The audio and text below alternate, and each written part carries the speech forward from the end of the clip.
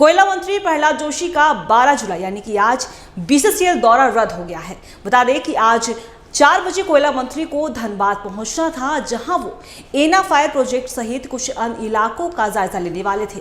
इसके साथ ही झरिया पुरनवास पर बैठक होने वाली थी। कोयला मंत्री का यह पहला बीसीसीएल दौरा था। हालांकि अब तक इसे लेकर मंत्रालय की ओर से कोई आधिकारिक जानकारी बीसीसीएल को नहीं भेजी गई है। बता दें कि बीसीसीएल को मिली जानकारी के अनुसार उनके ओर से मंत्री के दौरे को लेकर पूरी तैयारी कर ली गई थी। अब मंत्रालय की ओर से जैसे ही मंत्री के दौरे के आधिकारिक जानकारी भेजी जाएगी, उसके अनुसार ये कार्यक्रम तय होगा।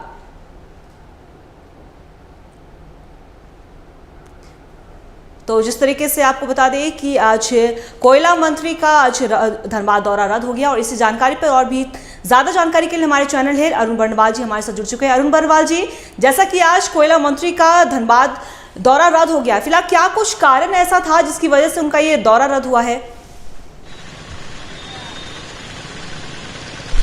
देखिए अंकिता, अभी तक तो ये स्पष्ट नहीं हो पाया कि किन कारणों से, जैसे कि ये लंबे अरसे से ये तय हो गया था। जो 12-13 माफ करेंगे, आज और कल 2 दिवसीय दौरा थी, और ये केंद्रीय कोयला मंत्री प्रहलाद जोशी की ये पहली बीसीसीएल की दौरा थी। और इसमें वो यहाँ के न सिर्फ जो ज्वलंत मुद्दे हैं, पुनर्वास की जो सबसे व्यापक योजना है, उस पर कुछ निर्णय लेने थे, बल्कि कई एक ऐसे प्रोजेक्ट थे जिसके बल पर बीसीसीएल काफी लाभकारी अनुषंगी इकाई बनी है, तो उसका भी इंस्पेक्शन करना था।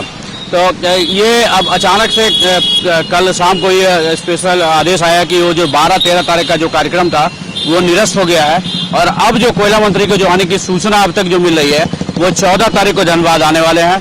और यहाँ पर लेकिन क्या क्या योजनाएं वो उनको इंस्पेक्शन करेंगे और किन बातों पर बात होगी, वो सारा प्रोग्राम अभी चौकआउट हो रहा है, तैयार हो रहा है।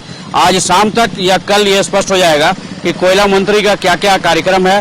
हालांकि यहाँ जो पुनर्वास की जो योजना है और फायर पे जो एक अहम मुद्दा है विस्थापन का, उस पे वो निश्चित रूप से कुछ न कुछ वार्ता होगी और गंभीर वार्ता होगी। अब देखा जाए क्या 14 तारीख को भी कोयला मंत्री पहुंच पाते हैं या फिर पिछले अपने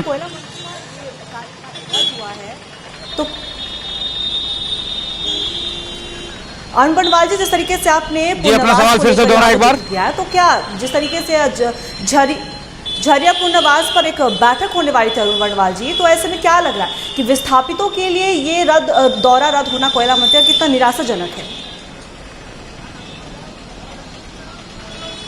देखिए, ये जो मैं बता रहा था वही अंकिता, ये चूंकि ये जो झरिया का विस्थापन और पुनर्वास की जो योजना है, ये लंबे अरसे से ये खींचा चला आ रहा है, और लोगों की आशा तो अब कहें आंख एक तरह से कह सकते हैं पथराती जा रही है कि कई योजनाएं बनी केंद्र सरकार की, राज्य सरकार के पहल पे, लेकिन अभी तक उस पर अमल नहीं हुआ। और जो काम चल भी रहा है तो वो इतने मंथर गति से, इस कछुए गति के चाल से चल रहा है, जिसके कारण कई ऐसे जो भूदशान और अग्नि प्रभावित इलाके हैं, अभी भी लोग वहाँ रहने को विवश हैं। तो हालांकि लोगों की ये उम्मीदें थी कि जिस तरह मोदी सरकार काम कर रही है, तो कोयला मंत्री पहली बार ये धनबाद आएंगे तो इस मुद्दे पर निश्चित रूप से कुछ न कुछ गंभीर पहल होगी। लेकिन फिलहाल तो मामला उनका दौरा टल गया है, और शायद वो 14 तारीख को दोबारा धनबाद आ सकते हैं। जी, जिस तरीके से कोयला मंत्री के पहुंचने की अटकलें लगाए जा रहे हैं, तो ऐसे में आगे की रणनीति और क्या कुछ हो सकता है?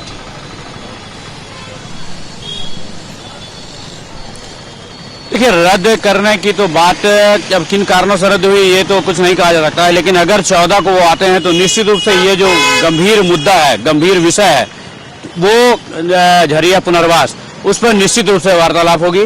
और एना फायर प्रोजेक्ट भी जो 12 तारीख का आज उनका शेड्यूल था, एना फायर प्रोजेक्ट जो अचानक से पूरे आग को बुझाकर वहां का कोयला का प्रोडक्शन बहुत बढ़ गया था, जो बीसीसीएल को लाभ में पहुंचाने में बहुत बड़ा अहम रोल निभाता है, उसका भी इंस्पेक्शन करना था।